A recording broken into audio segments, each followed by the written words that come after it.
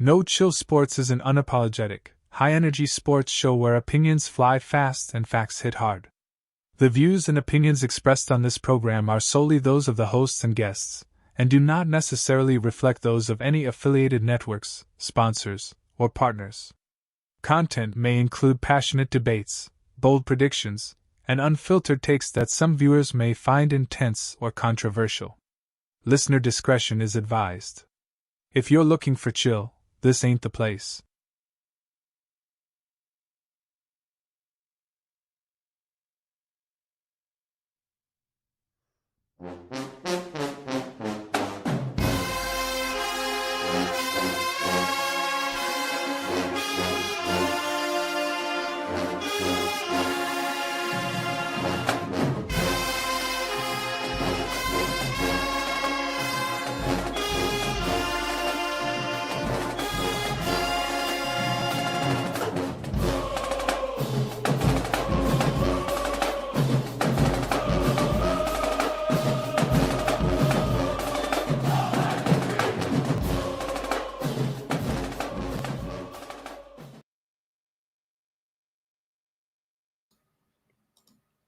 I done messed this all the way up. Hey, welcome back to another hot episode of HBCU Hour.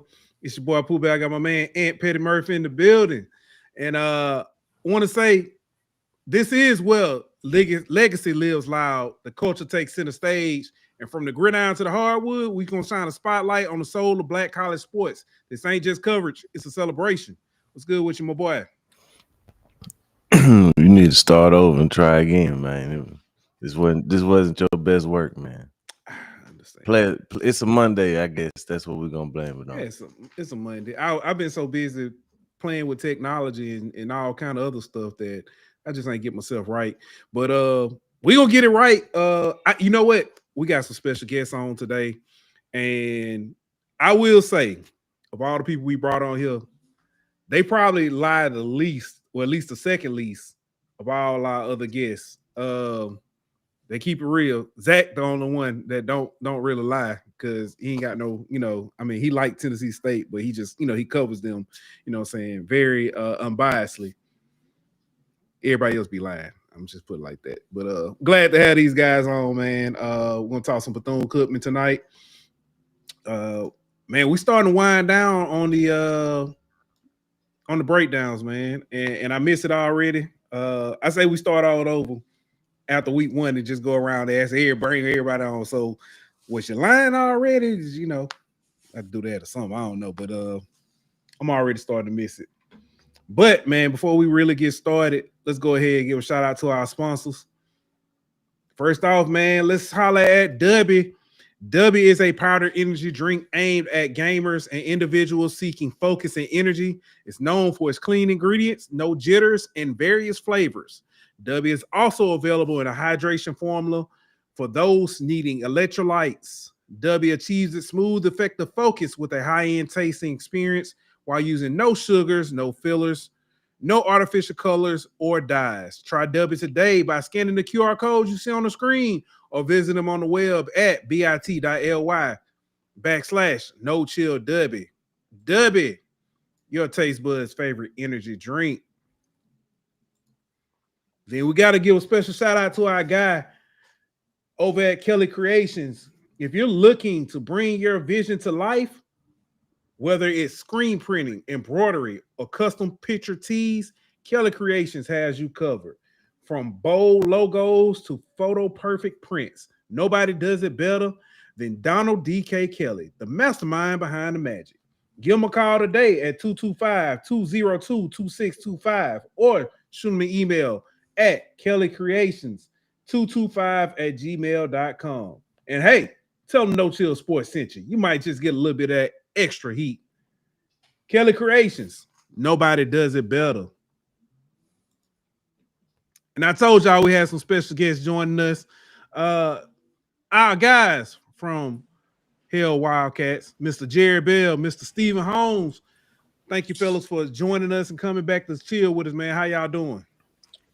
What's up? What's going on, fellas? What's going on? Good to see you guys. Glad to have y'all back, man. You said we lied. The second least, they make us go to chapel down here at this Christian school. So something rubbed off. We might drink a little bit, but we at least we don't lie. And we ain't gonna lie to you. I heard that. I'm looking for. I know we had some people looking for you. There you go. I came in and put my check soda order, Mr. Troy. Troy that check soda. He been on it. He been on it, ready to talk trash to y'all, man. But I'm glad to have y'all back, man. Appreciate you having. I told y'all before the show. I stopped watching HBCU football last year after y'all let Clark come back. I was like, I'm done. I don't want to see no more. Nah, for real. It was I really thought last year was gonna be so different for Bethune. We thought last year was gonna be different.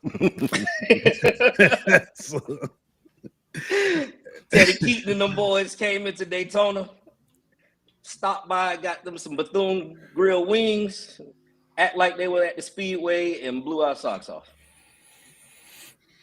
Yeah, we that I've been a part of some ugly losses in all of my sports teams that I love. I mean, that one hurt. I mean, that's probably top 3 worst losses of all my teams. That was like a top 3 just devastating loss. Yep. Yeah.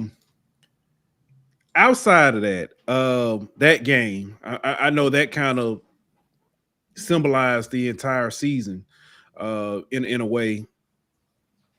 What is y'all's reflection on last season and before we even get started talking about this season, what is y'all's like total reflection of last season? Utter disappointment. I mean, we won 2 games. One of those losses, as you mentioned, came against a very well coached, Teddy Keaton led Clark Atlanta. But it's hard. I mean, 2 games is already bad, but that was 2 games after 3 games. So you won 3 games 2 years ago, and then you backslid and only got to 2. There was a lot of momentum going into that season. I think most of us gave Coach Woody a pass in his first year. We kind of counted as a 0 year 0, because he came in so late. He didn't even have a recruiting class. And then going into last year, we're seeing these guys who were 4-star athletes and Power 5 guys, and kind of setting up the team the way he wanted, and there was a lot of momentum. I think there was as much buzz around Bethune-Cookman going into the year because of the hype and the recruits that he had going into last year as any other team in the conference. Certainly a kind of keep your eye on them. And then just the wheels fell off very early on. So it was just an utter disappointment. If there was something to take from it, it was the fact that they started quite a few freshmen towards the end of the season and started to see a more cohesive team. But the season in totality, that was a bad year. Yeah. I'm just gonna piggyback on that. I'm not gonna add too much because listen, I'll start crying because I was so hurt last year. But yeah, I think there was just mass disappointment across the board from the entire fan base because again, this now is the 4th straight season of 3 wins or less, and I don't know if even at our worst prior to this that we've ever had a run like this bad, like of just you've seen flashes during the year, and there were some games where the team like you saw stuff, but we never put it together for 4 quarters. Maybe Classic, maybe that was the one game we actually looked kind of complete, but even that was glass half empty type of like looking at it. So yeah, there was not a whole lot to take from last year, other than the fact that, as Jerry said, we played some young guys, and you hope that translate for this year and experience, and so We'll put it like this: Alvin Wyatt is the winningest coach in Bethune-Cookman history. He got fired for winning 5 games one year. He had a 5-6 season. They ran him out of time. yeah. We've won 5 games over the last 2 years. So, again, your all-time winningest coach, a legend at the university in both women's basketball, coached them to some conference titles. Again, played at the university, played in the NFL, come back, coached the team to multiple MEAC championships at the time, conference championships at the time, and he got ran out of time for winning 5 games. And so, we're people in the SWAC, aren't used to Bethune-Cookman winning because we haven't since we've been in the SWAC. But this is not the rhythm that we're used to. So there's not going to be a scenario in which 2 games is ever good enough. Listen, I'm sorry. Listen, if 5 games got Alvin Wyatt fired, 5 games at this point will get a statue for Raymond Wood. That's how desperate we are to have a decent season. Like, oh, my camera's going out.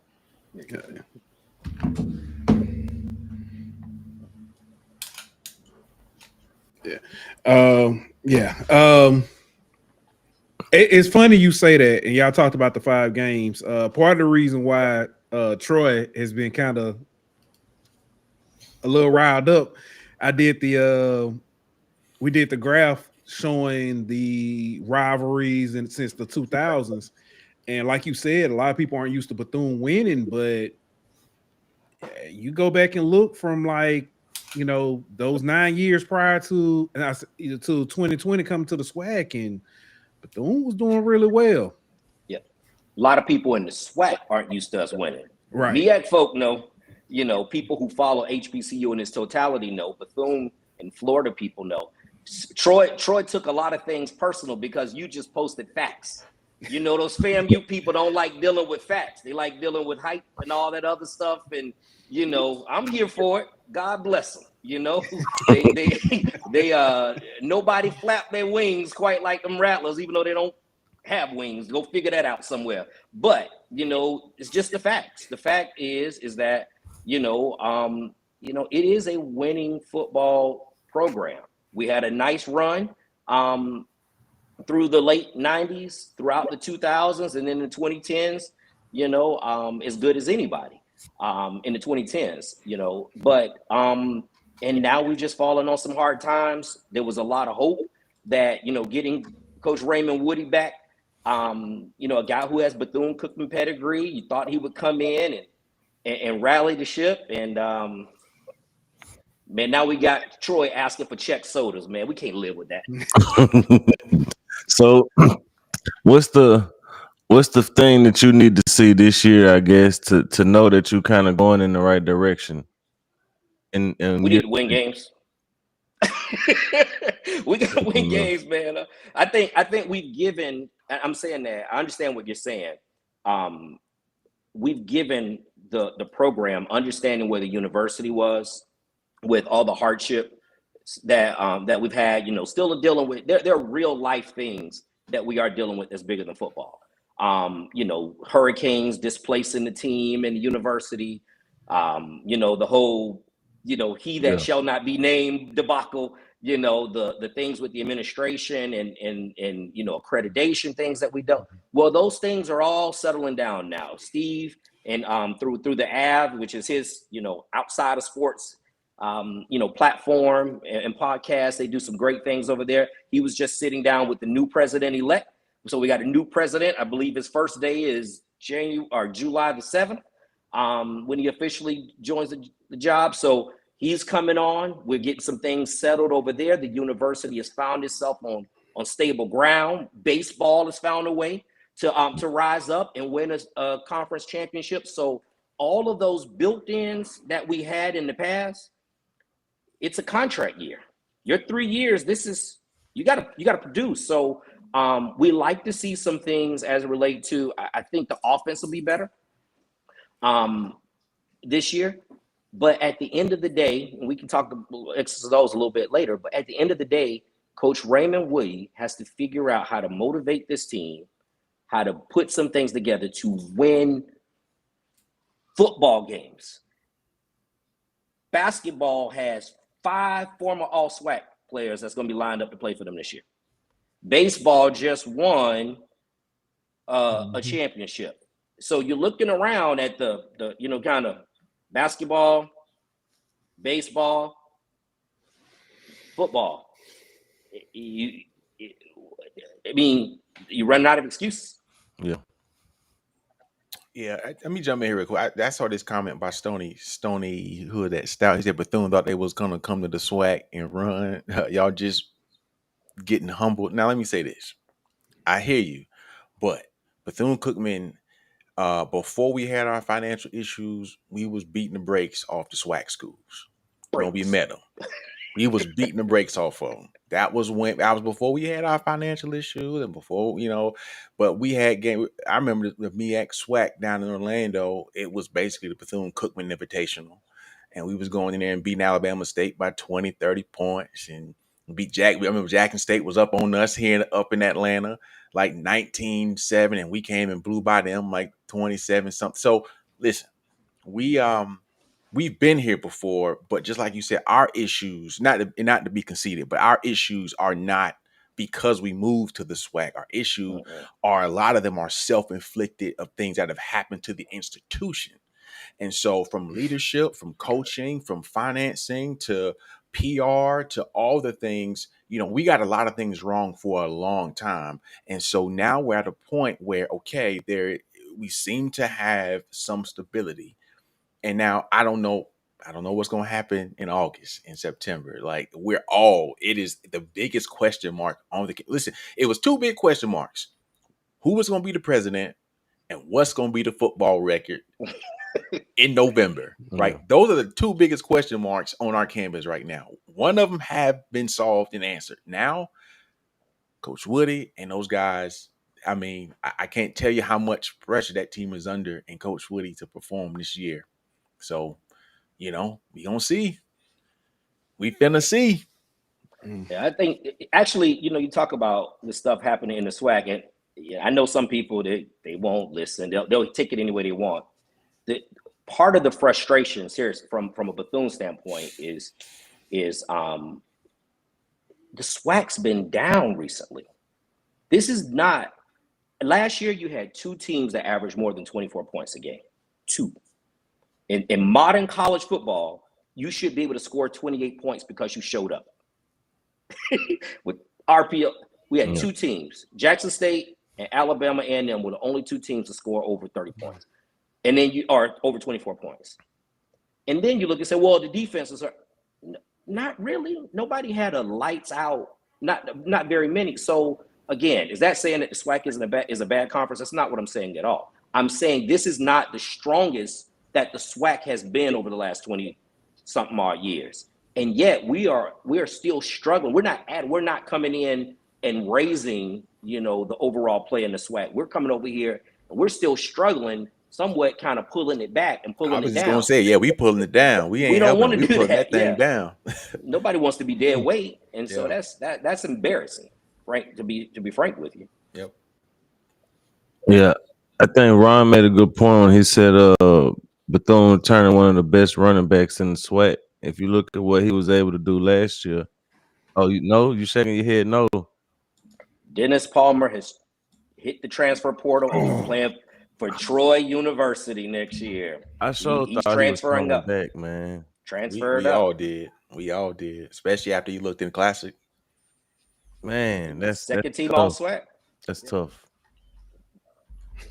That just now made we got a tough for we got a guy that's coming in to replace him. This is just he hasn't played a game yet. Yeah. I'm comparing the way he looked in spring practice, as a true freshman, the way he looked in spring practice compared to the way true freshman Dennis Palmer looked in practice. Very similar type running back. His name's Juan Rodriguez. So keep an eye out on him from Miami Norland.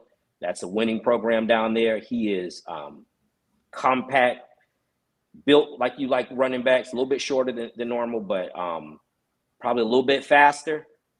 his running style. He's not quite as he's a patient runner, but Dennis Palmer was super patient. He was a Le'Veon Bell type patient runner to set up his blocks. But Juan Rodriguez, we would be better if Dennis Palmer had come back. I'm not terribly I'm not worried about the running back position. Okay. Well, let me ask you this then, since you made that comment. What are you worried about? I'm more concerned. Honestly, I'm more concerned about. So I started to say this staff has got to prove that they can get the best out of this team.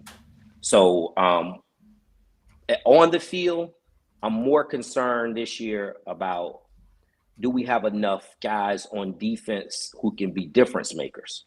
You're returning seven defensive starters. So we're returning 7 defensive starters. We'll have players over there. I'm not certain about our depth at linebacker. You need, anytime if you want to be decent, you got to have a dude or 2 dudes or 3 dudes on, up front who can get after it, who can cause problems and be disruptive. Adrian Hall Jr. is a very good football player at defensive tackle. He's a all SWAC type guy. Darius Thomas come back. He was hurt most of last year. He was a all SWAC performer 2 years ago. So we got some guys over there, but do we have enough dudes, that can get after the quarterback, who can put teams in adverse situations as far as, plays behind the line of scrimmage and that sort of thing. So my question on defense is, because that's last year, that was the Achilles heel. It was just it was literally as bad of 2 years ago was as bad of an offense as I remember at Bethune. Last year was as bad as I've ever seen a defense at Bethune. So we're taking turns with being all-time worst. So what am I concerned about? I'm concerned to see if we have enough playmakers on defense to actually do something. I'm looking at, I just pulled up our record from last year, and we played eight SWAC games last year. 5 of those games were 1-score games. The most that we lost by in those 1-score games was 5 points, right? And so Classic, you lose by 3. The week before, you lose to Texas Southern by 3. You lose in 5 OT to Southern by 2. Like Alabama State, you lose by 6, right? And then we lose to Clark Atlanta, that's a different game, but we lose that by 1. So you could see where we could have won 6 games last year. Play here, play there, don't turn the ball over, have a better 2-minute drill, like that type of thing. But we're at the point now, we've been bad where you can't have, like, moral victories are like, those are like a waste of time now, because we're not seeing the improvement. If we had said this last year, that means we probably said it the year before that. And then we probably said it the year before that when Terry Sims was here. And it's like, okay, y'all, at some point you have to win these 1-score games and not succumb under pressure as a result of bad play calling, or what's my name, Cam. Sometimes he was crashing out during games. It's like it was so many things that was happening that we did to ourselves. And if we can get past the mental errors, have better play calling, especially on the offensive side of the ball, and if the defense can just get a stop when you need it, yeah, like we gonna win some games next year. I believe that, but until they do it, we ain't did it. So, man, we had the ball with a chance to win in 5 of those games. We had the ball at the end of the game with a chance to win. At some point, though, is you keep finding yourself in that position because you're making mistakes in the first quarter, in the second quarter, and you're trying to overcome a two possession game. So coaches love to talk about, we got to finish. You finish in July. You finish in August. You finish in the off season when guys are getting stronger and guys are conditioned and guys know when they go in the film room what they're looking at, not just film for the sake. So like every coach in America is saying we got to finish, because if a play here and a play there, yeah, everybody's a Division I athlete. Everybody's on scholarship. Everybody's good, but you're not doing it. So I don't, the one possession game, because I'm with Steve. You said, well, play here and play there. But I watched some of those games. We were in the one possession game with Alabama State. Alabama State kicked our butt. They dominated us until the fourth quarter. They decided to put in the freshman you were talking about, Dennis Palmer. And then all of a sudden, we go down, we score, we get the ball with a minute and something left with a chance to go down. We're not used to winning. It took all of our energy to get to that position because we wouldn't tackle anybody. We couldn't get off blocks. So you wore yourself out in the first, second, and third quarter, and you had nothing left because, so at some point they got to figure this out and not use like C's just said, it ain't no moral victories. You got the same number of scholarships as Alabama State. Yep.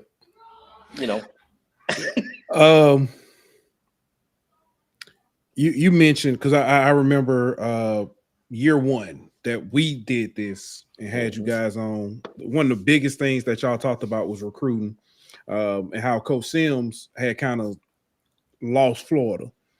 Talked about Coach Raymond came in, started regaining Florida. What does recruitment look like? Are y'all getting because it's two things: Jimmy's, Joe's, X's, O's. So are you getting the Jimmy's and Joe's? Yes. Yes. So again, let's take last year, right? Man, everybody in the SWAC would have took, 7, 8, 9 of those guys that we brought in. We talking about dudes who had pedigree. So it wasn't a lack of talent, but just because you get a lack of talent, did those guys fit what you want to do? Are you getting guys who are used to playing at a Power 5, Power 4 level, and they transfer down and they forget that 4-4 is 4-4. And that's another grown man on the other side of the field. That guy's in the weight room too. So just because you played at a Power 5 place and you look good in helmet and shorts, you have athleticism. Are you getting the kind of guys that have come in that will play for you, that will sacrifice for you? Because what we had last year is we had athletes, but we didn't play as a team. You had a bunch of individuals. So what you see this year happen is Coach Woody went away from the high profile guys. He went away from the guys that come from the big, because his best success last year came from the freshmen he brought. We started when the season shifted for us at the end, we were starting 4 true freshmen on offense, 3 of them on the offensive line, true freshmen, and the team got better. So yeah, he's got some guys in there who can play. This year he went heavy and got a bunch of those kind of high school kids that used to land at places like Georgia Southern and Appalachia State, but because of transfer stuff, they didn't have anywhere to go. He got about 4 or 5 of those kind of guys that come in, Florida guys that were successful and played against the 5-star guards and what in years past would have been group of 5 type players. So we got a lot of those guys in that transferred in or he signed out of high school. Now the question becomes, can you convince those guys to go out and get the kind of production? Coach Woody's approach has been, let's stay away from the big name guys who came in with all the stars, and let's go and see if we can get guys who fit our system. So we're gonna see if that happens. I'm excited about some of them. Yeah, I agree with that. So I know you said wins, but how do you get the most out of these young guys? Because I think the 1-score games, like you talked about, having a bunch of those, some of that just comes down to knowing how to win games and being used to those pressure situations and having experience in those moments. So how do you kind of prepare your guys for those moments without being in those moments? Well, I think the first thing that I love is that Cam Ransom, quarterback, if you watched him last year, there's sometimes you look at, this kid, I think he's wound up being 3rd in the SWAC in passing last year, 62% completion rate. And he didn't even start. He only started like 7 of the games or something like that. But I don't think he's going to be our starter this year. I'm excited. I think one of the things that he went out and did is there's a kid from Sanford, Florida, which is right up the street from Daytona. His name is Tim McClain. He started for UCF. He started at USF. He's not hard to find. You look him on it. He was for UCF. It was going to be his team until the John Rice Plumlee kid became available from Ole Miss and then transferred in. So then, but he still got on the field. He still had one of the best highlights that ESPN show all the time. Tim McClain is one of those kind of kids. He's one of those kids he's going to have highlights. He's one of those guys that he's a Central Florida superstar here in Florida. Won state championships, just a different kind of athlete, can flat out ball. So if Tim McClain go out and have the kind of year that he can have, he's going to have highlights. That's not going to be the question. The question is, can he avoid the lowlights? So, but Tim's the kind of guy that go out because he run around the field, keeps everything alive. If he goes out and have a little bit of success early, that's the type of thing that get everybody else excited to feel like they have a chance. To me, that's the first thing. The second thing is last year there was some rumblings about favoritism, right? Who's on the field, who's not on the field. That was some of that disconnect when you said, do we have Johnnies and Joes? We had athletes, but there was this wedge, if you will, about some of the players feeling like it wasn't the best player on the field. It was who's homeboys with who and who's son and all of this stuff. And that, the locker room is a meritocracy.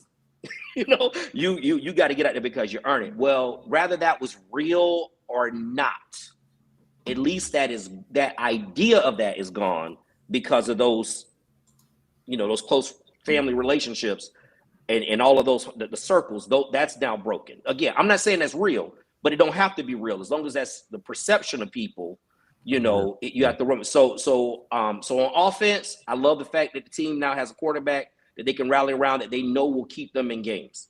On defense, it's now that you remove some of that, I need to see a team playing as a cohesive defensive unit, not just as a bunch of individuals that's trying to get their stats up. So in defense, you got to play together. You got to, if your job is to take on blocks, then you got to go and blow up. You got to blow up the H-back.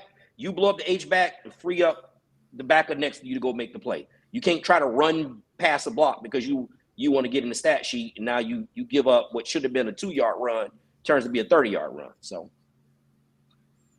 and I hope play calling, especially on the offensive side of the ball. I think defensive side of the ball, I think we were just limited to the types of guys we had on our team, and some of it was scheme, some of it was just boneheaded plays, but offensively, a lot of it, was play calling.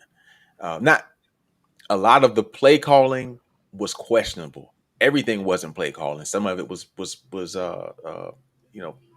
talent.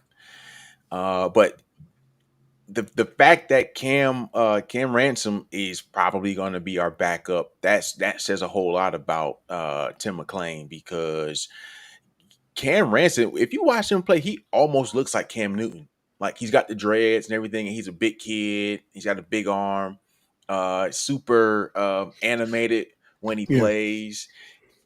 But you saw a lot of times in the games, he just, turnovers at critical points of the game, interceptions. Like when we, marching down the field, he'll just throw like a dud to the other team. Be like, bro, what are you doing? And that was our year last year. Yeah. Isn't that he get if I'm not mistaken, I mentioned the Clark game. Didn't he get like sweat player of the week during that game? Yeah. He balled out. Mm-hmm. He balled out. Yeah. When he's hot, the kid can, if Cam is our quarterback, we're okay with that. He's most teams are okay with that. Hey, look around the SWAC. But whose quarterback do you trust? Was Jacoby and Morgan at Jackson State? We think the Higgins kid is going to be okay at Alabama A&M, but that's a whole new system for him coming from Pine Bluff. Daniel Richardson's gone from FAMU. They got 7 kids on campus. They don't know what they do. They don't know who they we are quarterback. I'm not worried about that so much. Now they got to produce, but like Steve said, if Cam becomes our backup, that's great. So if he starts, we can win. But You know, if ifs and buts for candies and nuts, every day be Christmas too, wouldn't it? Oh, and you know what? Also, what I think is going to be a good sign, and obviously you get nothing, and this is the catch-22 about our first two games against Florida International and Miami, right? The catch-22 is we gonna get a nice paycheck, but then you don't know what the team is gonna look like after those two games. Because that happened a couple years ago. We played those games and we've lost some key players. But the last time we played Miami, we lost Luke Sprague in that game, and he actually started slinging that thing on Miami for a little bit, and he went down, and we lost him for the season. And so that might have been last year or year before last year, 2 years ago. Yeah, and so that to me, if we can get out of those games with the money and our health, and then you can look at the season and start to gauge it. South Carolina State, obviously, you hate for them to be the first test out of the gate, right? But that's actually a pretty fair test of where we'll be. Probably one of the fairest tests of where the team will be. Is if we get blew up by South Carolina State, I might not watch another game. I might not. If we get blew out by them, I'm gonna feel terrible about the rest of the season, because we should be competitive with them at the very minimum. Even if we lose the game, we should be competitive. And so we just don't know. We don't know. Yeah. Don't go too deep in the schedule, because we're gonna. I'm sorry. I jumped. Okay, my bad. My bad. Nah, you did good, because you ain't giving nothing up. But we gonna. But and you talk about some other, one of the good things though is that I know we lose the running back. Yeah. But I mentioned we got 7 returners on defense. We got 8 starters returning on offense, including the entire offensive line. Entire offensive line coming back. It's big. So, right well, minus one guy who's he started towards the end of the season, but the guy he replaced got hurt and he's coming back. So, however you want to count that. Yeah. So, the offensive line is back intact. All your receivers are back. I love our slot receivers. We got a new offense coordinator, guy who was with Willie Taggart, and so he's more similar system, but a lot more up tempo, a lot more of that Oregon style. Get the ball in the hands of your playmakers and get out of the way, let them do their thing. So instead of trying to, anyways, simplify it, and so and go a little bit faster. So I love the fact that our offensive line is coming back. That's a huge plus. That's it. That's major. Yeah. Trey asks, do we have close to 105-man roster? We had it, and then there's something called a transfer portal, because everybody they see a couple of their buddies go out, and we had a kid, Jefferson LaFonte. He transferred out. He's going to UCF. You got kids going to Temple, the tight end. You got the running back going to Troy, and got kids going to Houston Baptist at the same level and some other places. But all these kids think that y'all had talent. Yeah, so I mean, it's obvious if they going. Yeah, but yeah. So now that roster is somewhere around the 75, 85 number. With the number, we lost a lot of people after spring. A lot of people we thought were coming back after spring. They decided they saw the homeboy signing, so they were going to be next, and now they out there in Portal land, probably getting ready to go to a JUCO or to play esports and play against me and you on Madden. That's all I got, Pooh. If you ready for the schedule. All right, let's go ahead and get to it. Y'all know what time it is. Everybody's favorite point of the show. We get to find out. See how honest what y'all say, y'all Christian Chapel. School. Gotta go to Chapel, man. Chapel School. All right. No disrespect. We're gonna skip through them first two, because you got Florida International on August 29th, Friday. Great day. That's a great day. We can be competitive in that game now. I'm not saying throwaway game. well, we can be yeah. competitive in that game. I'm not saying we're gonna win it, but yeah. Y'all get to Well, go take on Willie. Willie. Oh, Willie. Yeah. Willie first game. You know Bethune is undefeated against FIU. Really? It's not gonna be this year, but yeah, they've never beat us, including when they were FBS and last 2 times we played them as they were FBS, we're FCS. We beat them the last 2 times. Yep. So so it's a bad taste in their mouth down there, and that might not be great for us because Willie can't come in to them people's school, whoever them people are, you feel it, and wind up losing to can't lose that one. They cannot lose. So he can't lose that one. he ain't gonna lose that. So y'all saying this the Florida Classic gentrified is what we're hearing. Gentrified.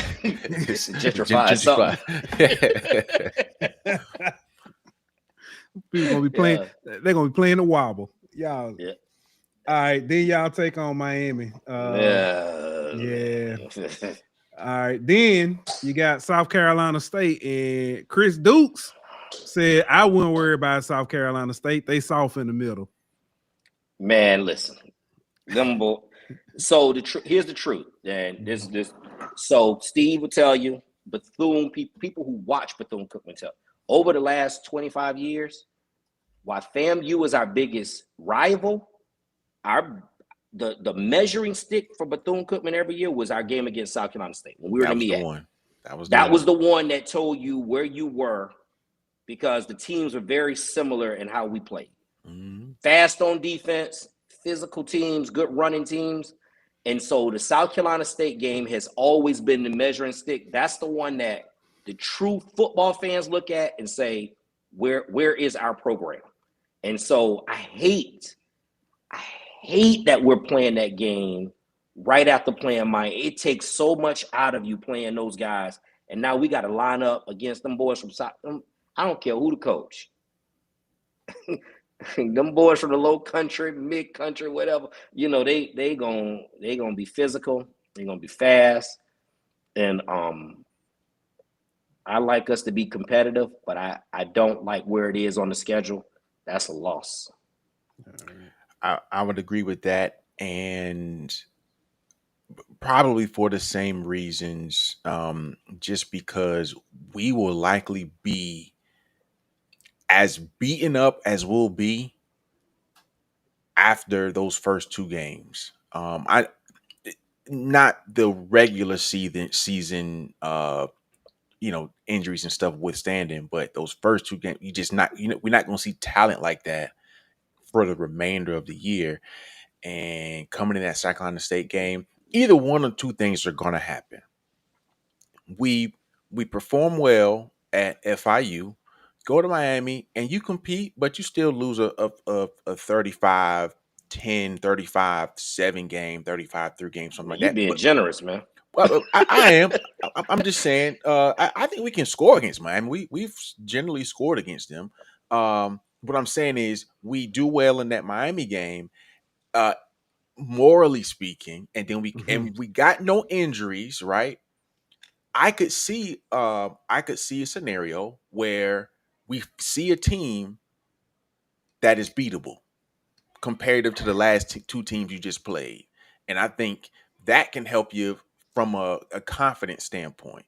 Not saying, again, South Carolina State in Miami. South Carolina State is not FIU. Those are 2 exponentially better teams than South Carolina State. So all I'm saying is I could see a scenario where we could win a close one or lose a close one. Yeah. I'm going to go lost, though. I'm going to be fair. I'm going to be honest with y'all. I'm not even talking about this South Carolina State game. I understand everything about the Miami game, but I saw them implode as a fan base when they lost to, who was it, Middle Tennessee State? Middle Tennessee State. If the Lord is my shepherd and he is up there listening, just do your boy one favor. I just want to see the meltdown happen if it's a close game, y'all ain't even gotta beat them. If it's like 24-22 or something, the implosion that we would see. All right, we can move on. I'm just saying. That was a different era, man. We pressed them boys in the past. Yeah. A couple of games, but they way too good in the trenches from us. We can't. They do way too good in the trenches. We can't. Zach said that It's, was and it ends up being at the end of the day, it also ends up being depth, right? Like we'll be okay our first team, and then you start getting deep in that game down south in Miami, and they going 2 and 3 deep, right? And we got we won deep. We losing that game. Ain't no that I don't even know why we. I mean that's just a. Come on, y'all. It's Miami. I mean, we ain't winning that game. All right. Edward Waters. We should win this. Can't lose. I know what happened last year. We can't lose that game. Yeah. And I think because of what happened at Clark, I think they'll come in a little bit more focused for 4 quarters this year as opposed to like what happened last year. But yes, this is the game on the schedule that you have to win. You cannot lose. That game. That's a win. I'm gonna say my comments. Brian Jenkins don't want to win that game. Go ahead. No, it ain't. I'm not gonna say. If something happened,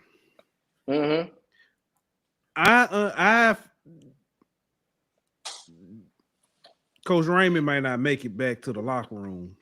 They might. If something happened, we go. I'm gonna give Troy all the check sodas he want to come throw that van in the back of a van, and he can drive anywhere he wants to. But he can if we don't make it past, if we 0-4 coming out of Edward Waters, you have whoever the assistant head coach is has to be promoted. There ain't no way you can let that happen and still be okay.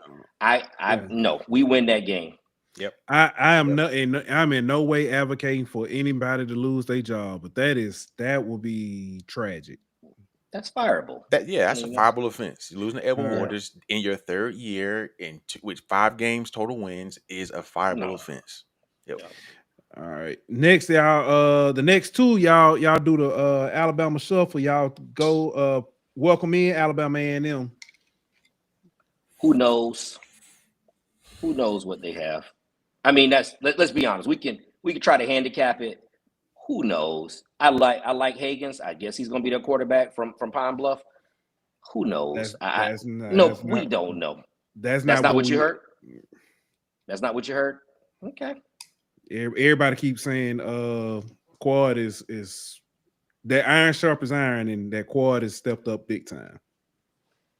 Okay, I like Higgins. Yeah, we'll see. I mean, if you Alabama A&M, that's a win-win. But I understand what you're saying. That's so. But I don't know. I'm gonna say because we've only won 5. I'm gonna say at this point of the season we've won 1 game and we lose to Alabama A&M. I don't know. I like Shade. I think he's a good coach. I think he has a plan. So yeah, we lose to Alabama A&M. We remember what Kendrick told Drake. Why believe you? You haven't given us anything to believe in. What we sitting around here based on what? I have no idea what Alabama A&M have. Can we win that game? We can probably win most of these. Do I think we're gonna win it? Not until I see it. No.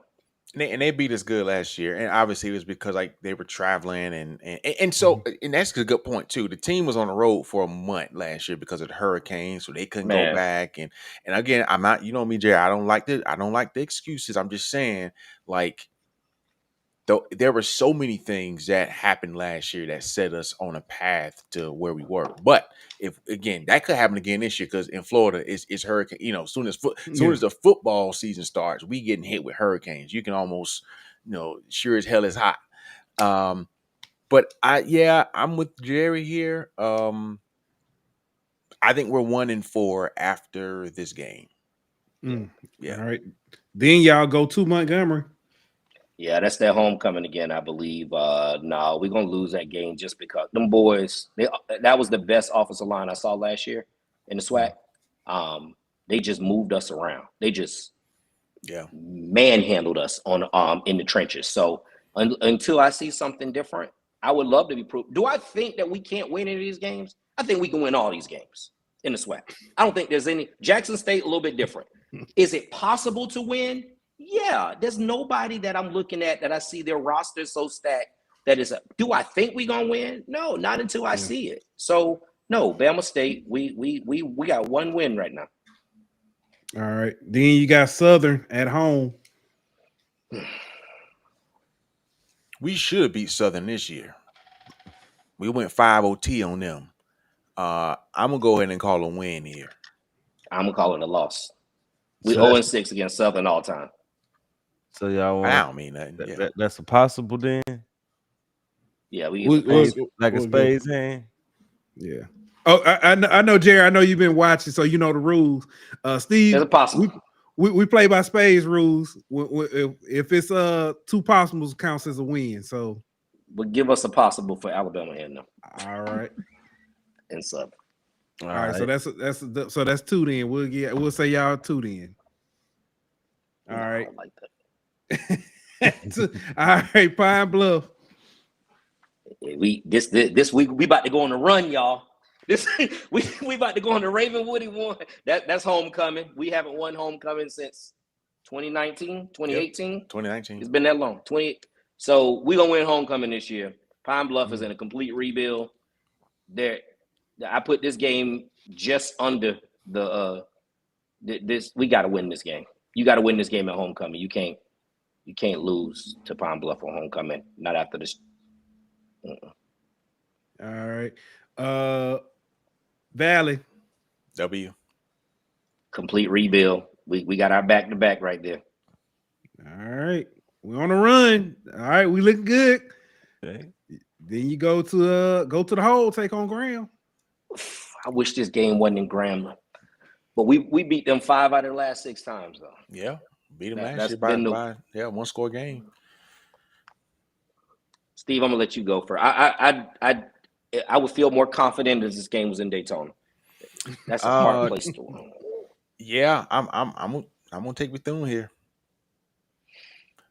I'm gonna give it a possible. Yeah. All right. Jack State. No. Not right now. Hey, I respect it, man. I respect it. This not look. You want me to talk as a fan or as an analyst? No, I understand though. Hold on. I gotta go back to what Zach said. Zach said, "I've changed my mind. Sometimes lying is okay. Can we get some possibles in here?" Grambling is a possible. We 5 out of the last 6. Jackson State, TC Taylor is the one guy in this conference who has shown that he has a plan. He knows how to execute that plan. He knows how to communicate that plan to his staff and his players, and they carry that plan out. There's nobody else who's proven that. Maybe at some other places, but not in this league. Until everybody in this conference is chasing Jackson State. Everybody. There ain't nobody right now who's a close second to them right now. Maybe they fall off. But right now, maybe some other people rise up. But right now, it's Jackson State's conference until somebody else prove otherwise. All right. Then you got the Florida Classic. I don't trust Cozy. Don't trust him. We could have beat him last year. I'm going to possible here. I'm gonna be bold. This gonna be my win. I don't know why. I don't even know if I believe that.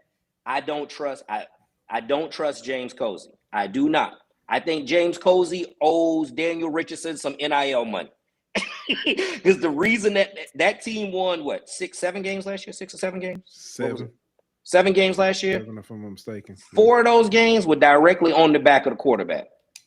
And so Daniel Richardson, they won despite some of the things they did on offense, despite the offensive line.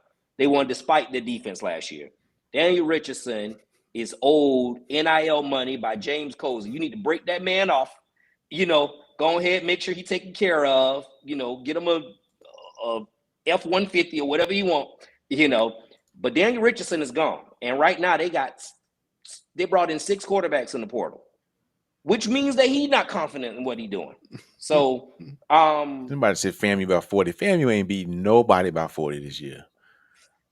James Cozy need to go ahead and just continue to call college got, baseball as an umpire. I think they got Lincoln, so they might. Oh yeah, maybe they may beat them by 40, but yeah, I mean, generally speaking, they're not beating nobody by 40. Listen, and I mean, we almost did the unthinkable in November, and obviously that was a story of Bethune-Cookman last semester, but you know, it can happen. I'm going possible still though. Let me change my camera because this is. I like us to win that game. I don't trust them. Is Mr. Jerry saying he need to stay being an umpire, man? He get to call all the shots back there because right now football. Yeah. I don't trust. I don't trust Cozy. And didn't A&M lose to like Mississippi State at home or something last year? Valley. Valley. Yeah, Valley, not Mississippi State. Valley at home. Yeah, man, you can't do that. You can't do that. I don't trust them. Yeah. And my mouth was all over the place. I'm gonna give them 5 and 7. They finna build a statue. We build them 5 wins. Listen, I'm gonna go out there with my own hands, and it's gonna be a paper mache statue now. It ain't gonna be I'll just say, don't build a statue. Make a sandcastle for them. Yeah, let them build from there. Okay, we'll start there. We'll go sandcastle. But if he wins 5 games, I don't think anybody would be like super happy or satisfied. But it would be a sigh of relief that we won more games than we have, in the last couple of years. So 5 games to me says, all right, we didn't win 2 or 3. We got 5, and that's progress no matter how you slice it. And then you hope you can bump it up to 6 or 7 the next year. Five games says Raymond Woody is looking for another job. His contract will not be renewed. I was just about to ask you that. No, you mean God bless you. Drive safely. Put on your seatbelt. But you can't get you don't get a contract renewed. So wait, hold up. So Jerry, I want you to hear what you're saying now. And I'm not putting words in your mouth. I'm not putting words in your mouth.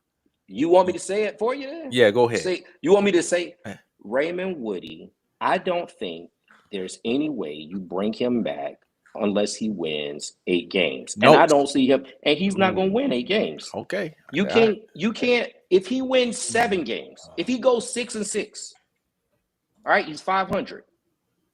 Do you trust the future of your program to give him another 3-year contract? You can't do that. He's won 5 games in 2 years. Uh-oh. Wow. Oh, snap. Show right something. When he was finished. No, I'm sorry, I got a call coming in. But you can't win 5 games, come back, say you win another 5 games, go 5 and 7, and get rewarded with the 2 or 3 year extension. You bring them back year to year. What coach? How do you infuse offensive coordinator? We're going to change offensive coordinators. Not when your head coach got a 1-year contract. So, if you talk about the business of right now, I love him. We went with classmates. I got his number on my phone. We talked. I love the guy as a human being. I want him to be successful. I hope he find a way to win 8 games next year. I don't think it's impossible. We don't know who Alabama State's going to be and who Alabama A&M going to be. We think they're going to be all right. We don't know. Come on, let's face it. It's so much to talk. So can he? Yeah, I would love that. I would not bring him back if he did not win more than 8 games if I was a decision maker, just because you need something in the program that gives life and say that you're building for the future. And that just says that we're celebrating mediocrity. I don't think you can do it. Yeah, Cusanova asks, is there some seller's remorse in letting Sims go at this? No. No. Y'all were pretty emphatic about that. So no. He was an average coach at his best at Bethune. He was an average coach. And then he stopped recruiting the state of Florida. And we had him for 6 seasons, and he had 1 8 or 9. Is 9-2 his first year, I think, and then he went 6-4, 6-4, 4-6, 4-6. Like that ain't nothing you keep around. Yeah. And so I guess I agree with Jerry. My question though is, do you think Reggie Theus pulls the plug? Because he's the guy that's Um, right. So I don't know, and it's not. It's not coming from Dr. Mosley. He's not that locked in to even care that much. So, do we think if we go 5-7 this season, that Reggie can go, all right, thank you for your time, but we moving on? I'm not so certain of that. That's a valid question, especially considering you have a coach as your athletic department. If, I'm if is he gonna put his coach hat on and say, "Oh, this guy was dealt a rough hand his first couple years.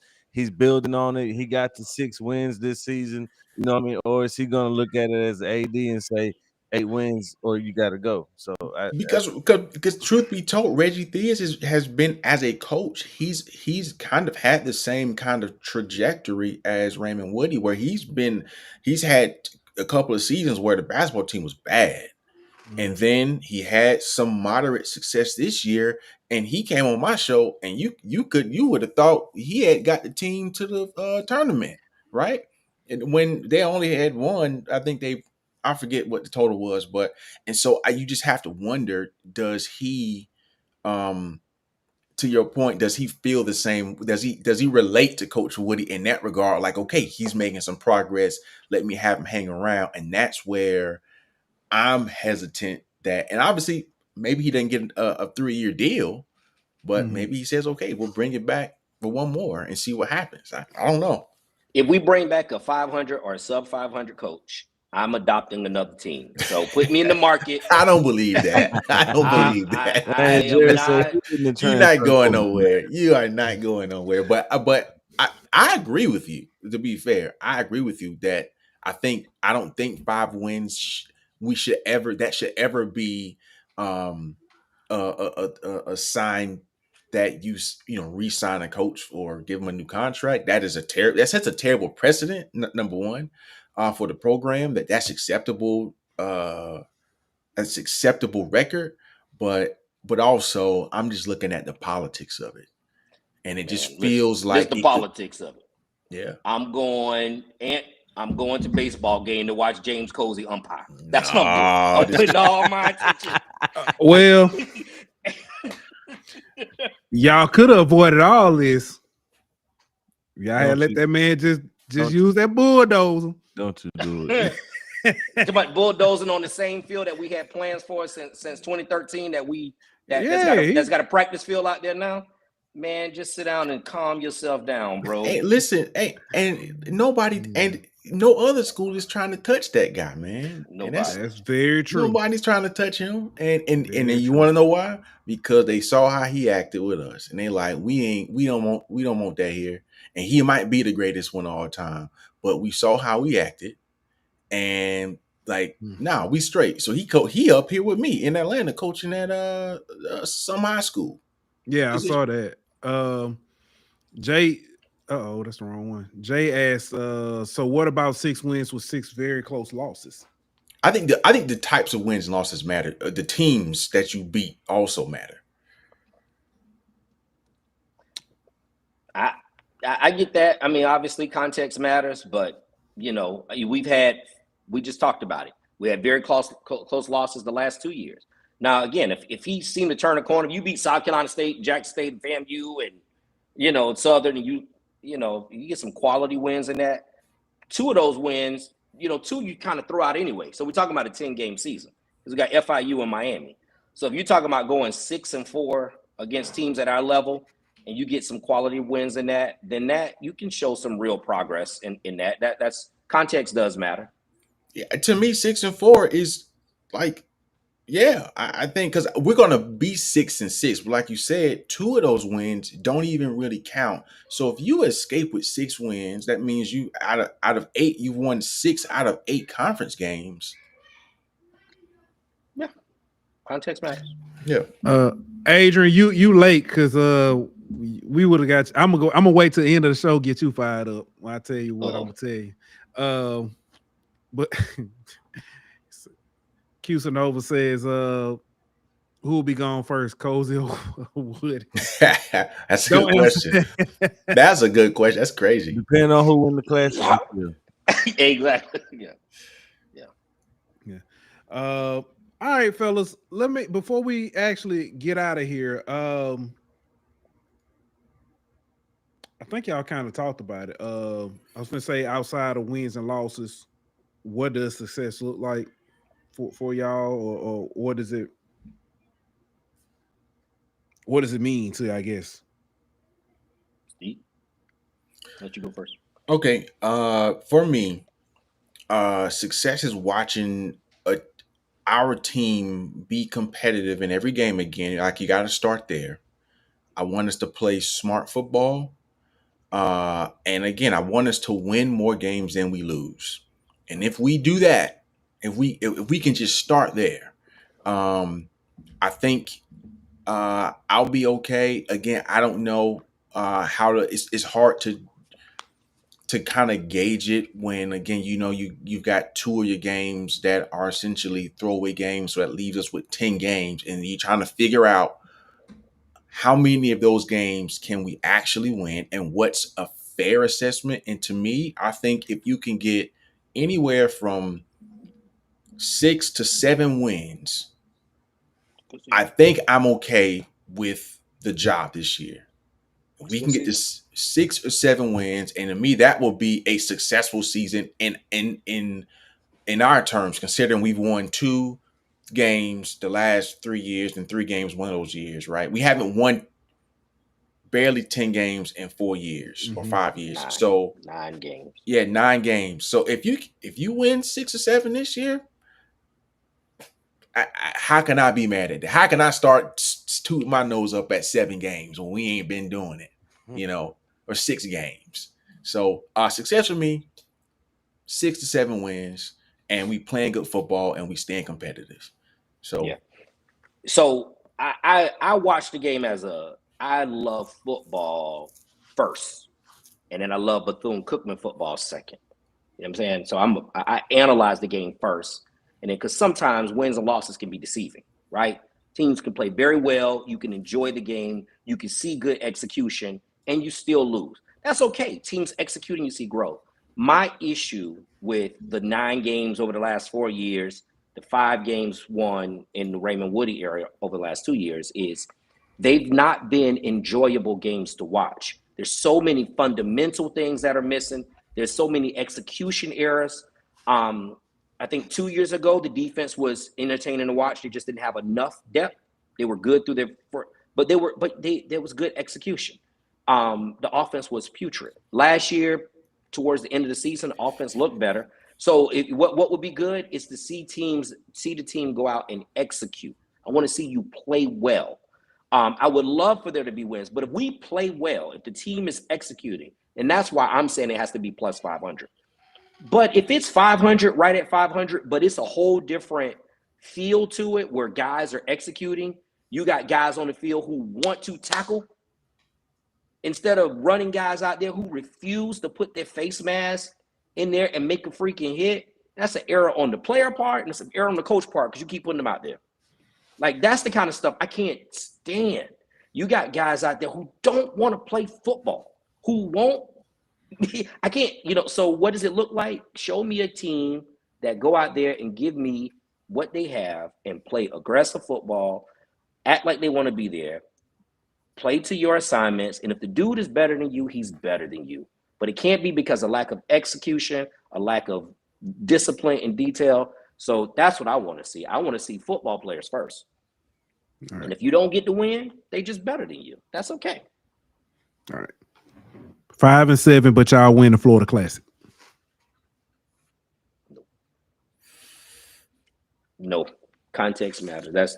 But you win the Florida Classic. But you win the Florida Classic by 10. So listen, I would feel obviously we beat A&M at anything. I'm happy, right? but that's a singular thing, right? Beating Mm. FAMU is its own thing. We can go 1-9, and if that one win is A&M, I'm gonna feel a little bit better today. But big picture, so Jerry, I'm gonna pass this one to you. Would you rather go 6-4 and lose Classic, or go 5-5 and win Classic? I mean, that's not a big difference. You know, if you saying going, You just said you wanted to be over 500, so I'm saying, does that win that matter doesn't. more than beating FAM, basically?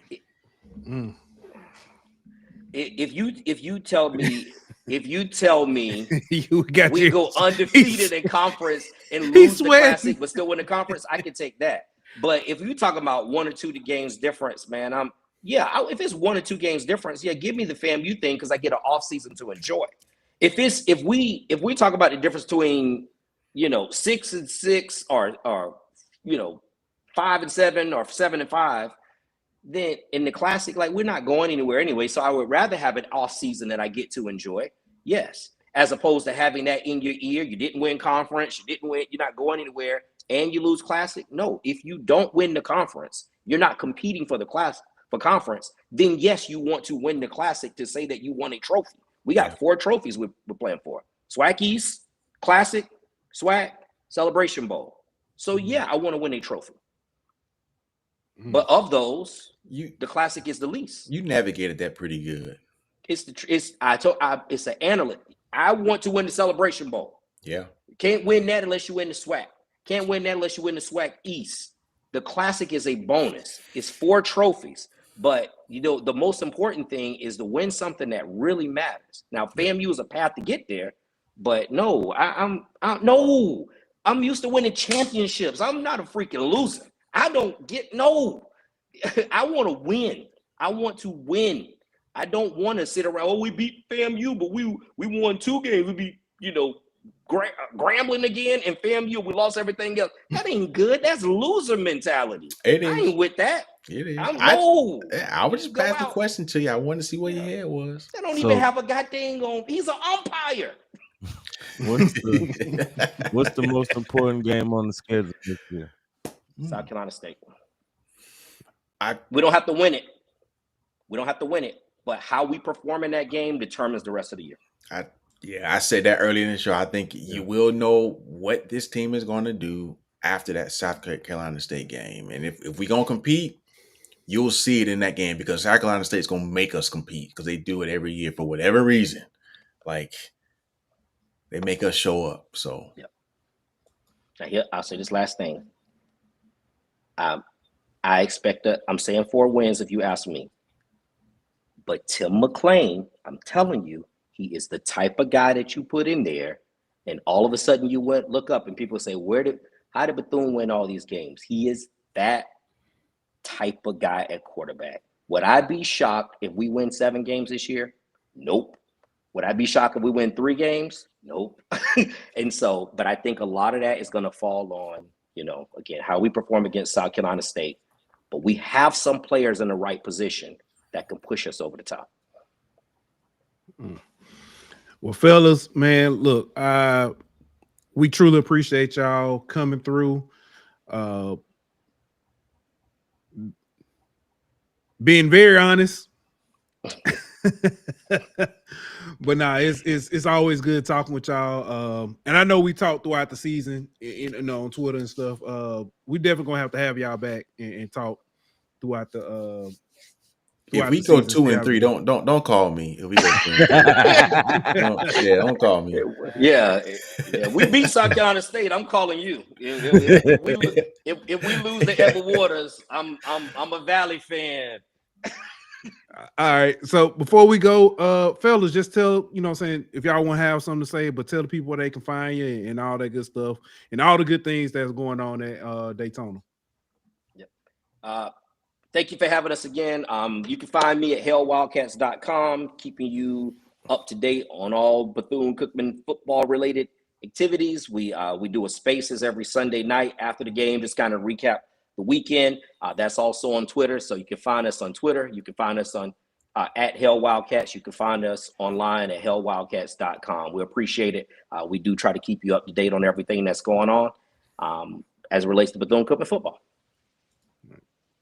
And yeah, you can find me. I'm the host of The Real, which is a show that we host on Thursday nights, which is more Bethune-Cookman institutional centered. So we talk about all the school stuff. We pull some football in there as well. We've had Jerry on to talk.